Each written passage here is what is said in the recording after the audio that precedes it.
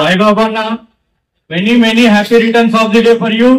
ఈ 50 సంవత్సరాలు కాదు, మీరు 101 సంవత్సరాలు ఇప్పుడు నిండు నూరేళ్ళు పూర్తి చేసుకోవాలని మనస్ఫూర్తిగా కోరుకుంటూ, మీకు జీవిత కాలం ఆయు ఆరోగ్యాలు అష్టైశ్వర్యాలు మీకు నిండుగా ఉండాలని ఆ ఏడుకొండల వెంకన్న స్వామిని మనస్ఫూర్తిగా కోరుకుంటూ, మీకు మరొకసారి happy birthday to you Saibaba అన్న. Thank you very much. ధన్యవాదాలు తెలియజేస్తున్నాను. దయచేసి స్టేజ్ కొందరు దిగాలండి. ఇంత ఫుల్ అయితే ఇవాళ మనం చక్కగా బర్త్డే సెలబ్రేషన్స్ వచ్చాం అందరూ.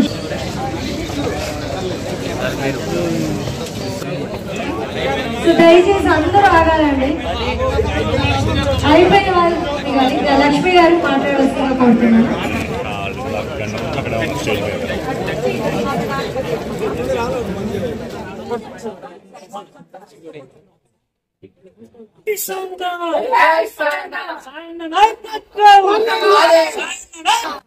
So thank you so much. మీ యొక్క ప్రేమ అభిమానాలు తెలిసిపోతుంది మాకు.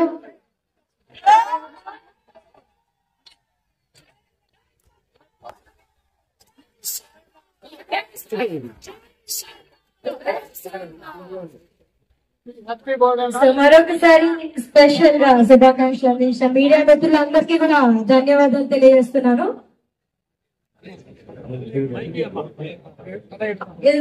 ఒకసారి మాట్లాడాల్సిందిగా కోరుతున్నాను మీడియా మిత్రుల్ని.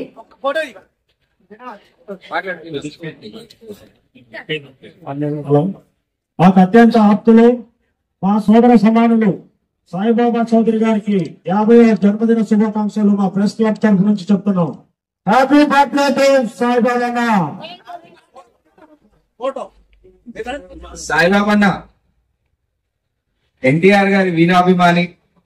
ఎవరికి ఏ కష్టం ఉన్నా కూడా ఖచ్చితంగా ముందు వరుసగా ఉంటే సాయిబాబా అని అయ్యప్ప స్వామి ఆయురారోగ్యాలతో ముందుకు తీసుకెళ్లాలని, అనుకున్న పనులన్నీ అనుకున్న టైంకి అయిపోవాలని.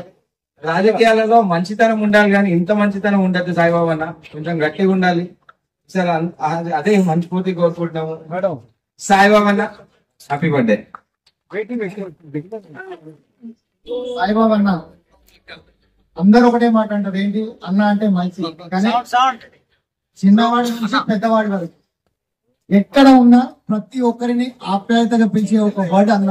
అన్న అన్న అంటే నేనున్నా అనే ఒక వ్యక్తి సాయిబాబా అన్న. ప్రతి ఒక్కరికి, ఒక జర్నలిస్ట్ కావచ్చు, ఒక సామాన్యుడికి కావచ్చు, ఒక ఉన్నత శిఖరాలు ఉన్న వ్యక్తి కావచ్చు, ఎవరికి ఏ సహాయం ఉన్నా ఆయనకు చైతన్య సాయం చేసిన ఒక మంచి వ్యక్తి. ఇలాంటి అన్న 50 సంవత్సరాలు పూర్తి చేసుకోవడం చాలా శుభాకాంక్షలు. ఉన్నత శిఖరాలకు ఎదిగి రాజకీయంలో మనం ముందడుగు వేయాలని కూడా అందరి తరఫున మనస్ఫూర్తిగా కోరుకుంటున్నాం. Happy birthday Saibaba. ఆతిథ్యం స్వీకరించడానికి, ఆయన ఆశీర్వదించడానికి వచ్చిన అందరికీ ధన్యవాదాలు. నా పేరు జర్నలిస్ట్ కళ్యాణ్.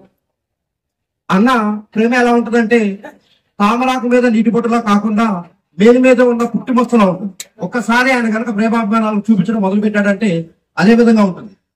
ఎందుకంటే జర్నలిస్టులందరూ వ్యక్తిగతంగా జరిగిన కార్యక్రమాలు రాయడం వేరు, అభిమానంతో రాయడం వేరు. రాత్రే నా ఛానల్లో రాశాను 114 డివిజన్ రేసు గుర్రం అని చెప్పి రాశాను. అంటే ఆయన ఏదైతే రాజకీయాలకు అతీతంగా ప్రతిసారి సాక్రిఫైస్ చేసుకుంటూ వచ్చారు. అది ఇక్కడ ఉన్న ప్రజలకి తెలుసు, నాయకులకు తెలుసు, ఆయన ఆశీర్వదించే వాళ్ళకి తెలుసు, ఆయన అభిమానులకు తెలుసు. కానీ అన్న ఇందాక రాహుల్ అన్నట్టు సాక్రిఫైస్ ఎక్కువ కాలం కూడా మంచిది కాదు.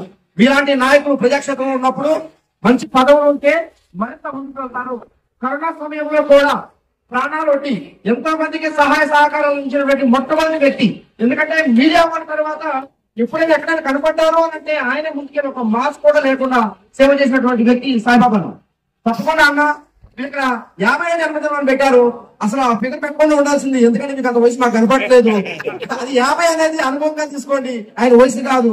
ఆయనకి జన్మదిన శుభాకాంక్షలు తెలియజేస్తూ జర్నలిస్టులు అందరి తరఫున తప్పకుండా కలం ఉన్న ప్రతి ఒక్క జర్నలిస్టు నీతికి నిజాయితీకి నిలువుతో ఉన్నటువంటి నాయకుల గురించి మీరు రాయండి. ఏదైతే స్పష్టంగా కనిపిస్తుందో అదే రాయండి, లేనిపోయిన రాయండి. ఎందుకంటే మన సోషల్ మీడియా ఎందుకు రూల్ చేస్తుందంటే నిజాలు కాసేసే మీడియా ఎప్పుడైతే అమ్ముడుపోయిందో సోషల్ మీడియా వైరల్ గా మారిపోయింది అనేది ప్రతి ఒక్కరు గుర్తుపెట్టుకోండి. చేతిలో మొబైల్ ఉంది, నిజాలు చెప్పడానికి ప్రతి ఒక్కరు చెప్పుకోవచ్చు. నిజాలు రాయండి, నిజాలు రాస్తే నిజమైన నాయకులు మనకు బయటకు వస్తారు. అన్న మీకన్నా చిన్నోండి, మీకు అభిమానంతో శుభాకాంక్షలు తెలియజేస్తాను. మీ ఆశీస్సులు ఎప్పుడు ఉండాలని కోరుకున్నాను. నేను సేవ చేస్తున్నానే తప్ప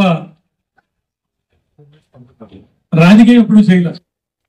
మా మిత్రులాగా అంటారు రాజకీయం నీకు తెలియదన్నా సేవే తెలుసని. ఆ సేవకే ప్రతిరూపమై గారు వచ్చిన జనం మొత్తం. నా భార్య అనుక్షణం నేను నూజివేట కూడా ఆస్తులు మొత్తం రాజకీయంలో నమ్మేశాను. అన్ని అవగొట్టుకుని వచ్చినా కూడా నా వెంట మా భార్య వచ్చింది. ఇక్కడికి వచ్చాక కూడా నేను సేవ చేస్తూ రాజకీయం అని భ్రమపడ్డా. మిత్రులు చెప్పినట్టు ఎన్నోసార్లు రాజీపడ్డా. నా ఆశయమే కాదు, నా భార్య కోరిక కూడా. ఇవాళ భౌతికంగా తను లేకపోయినా ఇంతమంది అభిమానంతో రాబోయే రోజుల్లో ఈ డివిజన్ కార్పొరేటర్ గా పోటీ చేస్తా.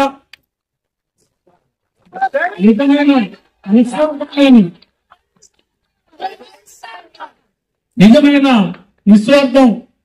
స్వార్థం లేని రాజకీయాన్ని ప్రజలకు అందించే కృష్ణన్న అండగా ఆయన ఆశీస్సులతో, ఈ నియోజకవర్గ నాయకుల ఆశీస్సులతో, ముఖ్యంగా ప్రజల ఆశీస్సులతో నిస్వార్థమైన రాజకీయాలను అందించి ప్రజాసేవలు అందిస్తానని, అదేవిధంగా మా మిత్రులు చెప్పారు స్వార్థంతో కూడిన పత్రిక ఏం నడుస్తుంది, అబద్ధాలపూరితమైన పత్రికలు నడుస్తున్నాయి. కానీ ఇంతమంది నిస్వార్థంగా ఉన్న, అంటే ఒక్కొక్క వ్యక్తి కొన్ని లక్షల మందితో సమానం.